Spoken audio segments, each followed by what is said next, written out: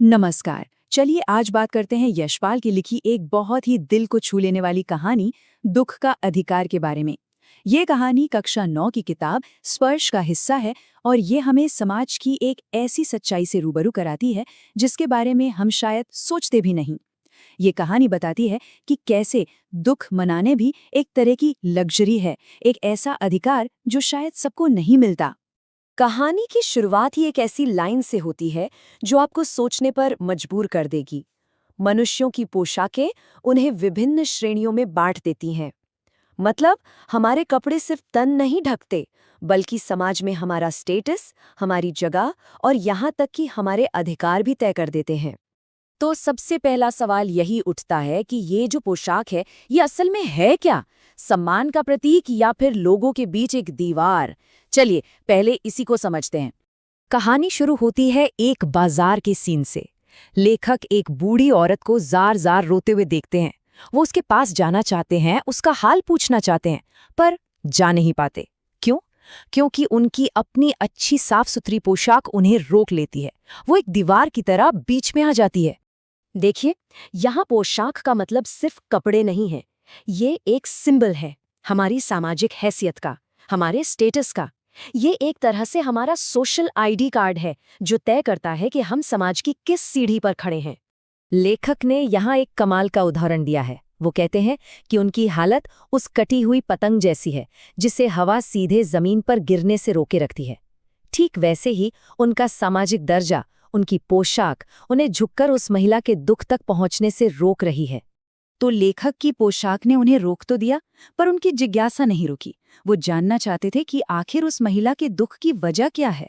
और यहीं से खुलती है कहानी की सबसे दर्दनाक परत, उस खरबूजे बेचने वाली का दुख। जब लेखक ने आसपास के दुकानदारों से पूछा, तो जो पता चला वो दिल दहला देने वाला था। उस बूढ़ी महिला का 23 साल का जवान बेटा भगवाना, जो घर में अकेला कमाने वाला था, एक दिन पहले ही सांप के काटने से मर गया था। सोचिए, घर में जो थोड़ा बहुत पैसा था वो सब बेटे के झाड़ फूक और अंतिम संस्कार में खत्म हो गया। अब घर में उसकी बीमार बहू और भूखे पोते पोती हैं। हालत इतनी खराब है कि कोई उन्हें 2 पैसे उधार देने को भी तैयार नहीं है। और जानते हैं, सबसे ज्यादा दिल दुखाने वाली बात क्या थी? समाज का रवैया। लोग हमदर्दी दिखाने के बजाय उसे ताने मार रहे थे। कोई उसे बेशर्म कह रहा था, तो कोई कह रहा था कि इसे तो बस पैसा कमाना है। उसकी मजबूरी किसी को नहीं दिखी, सबको बस ये दिखा कि वो सूतक में खरबूजे बेच रही है। अब समाज का ये जो दोहरा चेहरा है ना, इसे लेखक एक बहुत ही पावरफुल तरीके से हमारे सामने रखते हैं। वो हमें दिखाते हैं 2 माँ और उनकी 2 बिल्कुल अलग दुनियाएं।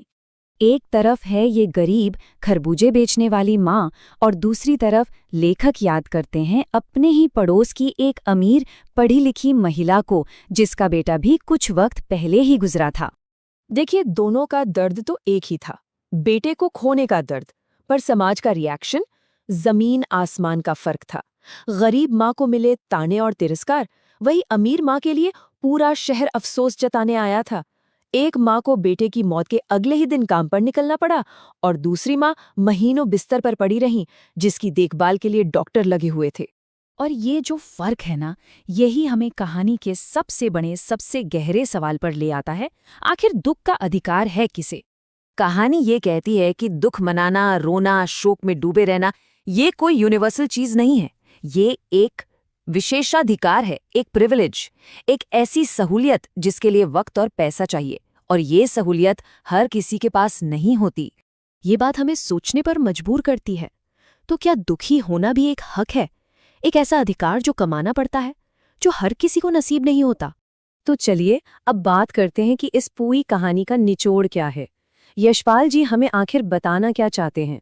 पूरी कहानी का सार इस एक लाइन में छिपा है। शोक करने, गम मनाने के लिए भी सहूलियत चाहिए। गरीब इंसान के लिए दुख उसकी मजबूरी के नीचे दब जाता है। उसका दुख किसी को दिखता नहीं, क्योंकि उसके पास समाज के बनाए नियमों के हिसाब से शोक मनाने का ना तो वक्त होता है और ना ही पैसा।